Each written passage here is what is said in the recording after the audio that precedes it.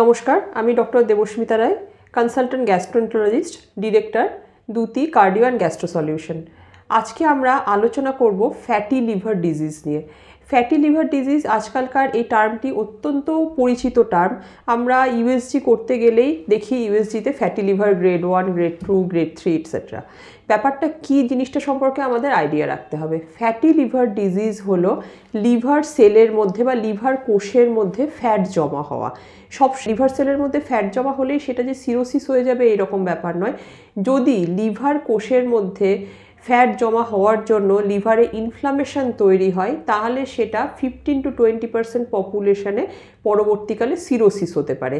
এই কথাটা মাথায় রেখেই ইনিশিয়াল স্টেজে আমাদের ফ্যাটি লিভার ডিজিজ নিয়ে ভীষণভাবে সতর্ক হতে হবে। কাদের হয় এই fatty liver disease? Fatty liver alcoholic fatty liver disease হতে পারে, মদ্যপানের জন্য লিভারে ফ্যাট জমতে পারে, অথবা নন অ্যালকোহলিক ফ্যাটি লিভার ডিজিজ হতে পারে। যাদের বডি ওয়েট বেশি আছে, অ্যাসোসিয়েটেড ডায়াবেটিস থাকতে পারে, কোলেস্টেরল থাকতে পারে, থাইরয়েডের রোগ থাকতে পারে, এই পেশেন্টদের non alcoholic fatty liver disease হতে পারে। এখন পৃথিবীতে এই নন অ্যালকোহলিক ফ্যাটি লিভার ডিজিজের পপুলেশন অত্যন্ত বেড়ে গিয়েছে। কেন? সেটা হচ্ছে আমাদের লাইফস্টাইলের জন্য। ম্যাক্সিমাম পেশেন্ট সিডেন্টারি লাইফস্টাইল, মানে টেবিলে বসে কাজ করেন, জাঙ্ক ফুড খান এবং এক্সারসাইজ খুব একটা করার মতো সময় কারোর কাছেই নেই। এই পেশেন্টদের লিভার সেলের মধ্যে ধীরে ধীরে ফ্যাট জমতে জমতে ইনফ্লামেশন হতে হতে দীর্ঘদিন পরে 15 to 20% পপুলেশনে সিরোসিস ডেভেলপ করতে পারে। এবার কিভাবে আমরা এই ফ্যাটি লিভার ডিজিজকে কমব্যাট করব, কিভাবে আটকাবো? প্রথম জিনিস হচ্ছে, যদি অ্যালকোহল ইনটেকের যদি হিস্ট্রি থাকে তাহলে অ্যালকোহল বন্ধ করতে হবে স্ট্রিক্টলি। 2 নম্বর, নন অ্যালকোহলিক যদি হয় তাহলে প্রথম কথা হচ্ছে ওয়েট রিডাকশান।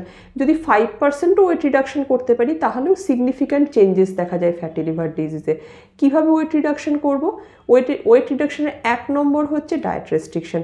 বাইরের খাবার, জাঙ্ক ফুড, মিষ্টি, ভাজাভুজি, তেল, ঘি, মাখন, ইলিশ মাছ, খাসির মাংস, চর্বি জাতীয় খাবার খাওয়া যাবে না।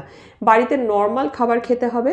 পোর্শন সাইজ রিডাকশন করতে হবে, মানে খাবার পরিমাণ কমাতে হবে। কতটা? 1/3। মানে আপনি যদি 3টে রুটি খান তাহলে 2টো রুটি খাবেন। এর পরেরটা হচ্ছে এক্সারসাইজ। প্রত্যেক দিন এক্সারসাইজ করতে হবে 30 মিনিটস করে। এই রকম সপ্তাহে মিনিমাম 5 দিন করতে হবে। কী ধরনের এক্সারসাইজ আপনি করতে পারেন? এরোবিক্স করতে পারেন, মানে ফ্রি হ্যান্ড এক্সারসাইজ করতে পারেন। অথবা যদি কারোর লাফালাফি ছুটোছুটি করতে অসুবিধে থাকে তাহলে আপনি স্ট্রেংথ ট্রেনিং, মানে ওয়েট নিয়েও ট্রেনিং করতে পারেন। ঠিক আছে? যে কোনো উপায়ে অ্যাটলিস্ট না পারলে আপনি 30 মিনিটস করে পা চালিয়ে হাঁটুন, সেটাও যথেষ্ট। এরপরে যদি ডায়েট রেস্ট্রিকশন এবং এক্সারসাইজ করেন তাহলেই ওষুধের রোল আসছে। এই দুটো ছাড়া, ডায়েট রেস্ট্রিকশন, এক্সারসাইজ ছাড়া ওষুধ নেওয়ার কোনো রকম রোল নেই। যদি আমরা এলএফটিতে কোনো রকম চেঞ্জেস পাই তাহলে আমাদের হাতে কিছু ওষুধ রয়েছে, যেমন সারোগ্লিটাজার রয়েছে, ভিটামিন ই রয়েছে। এই সব ওষুধগুলোর ফ্যাটি লিভার ডিজিজে রোল আছে, যেটা ফাইব্রোসিস কিংবা আমার সিরোসিসটাকে প্রিভেন্ট করে।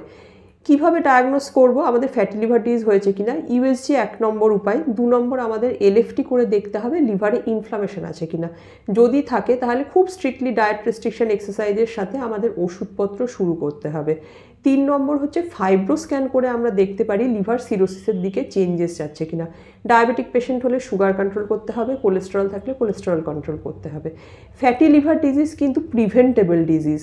যদি আমরা একটু সতর্ক হই তাহলে খুব সহজেই এই সাংঘাতিক কমপ্লিকেশনটা থেকে আমরা অ্যাভয়েড করতে পারি। সুতরাং আমাদের অবশ্যই টার্গেট হবে একটা হেলদি লাইফস্টাইল অ্যাচিভ করা, ডায়েট রেস্ট্রিকশন, বাইরের খাবার অ্যাভয়েড করা, এক্সারসাইজ করা এবং অ্যালকোহল ইনটেক না করা। এইগুলো করলে আমরা খুব সহজেই ফ্যাটি লিভারের হাত থেকে নিস্তার পাবো। ভালো থাকবেন, সুস্থ থাকবেন।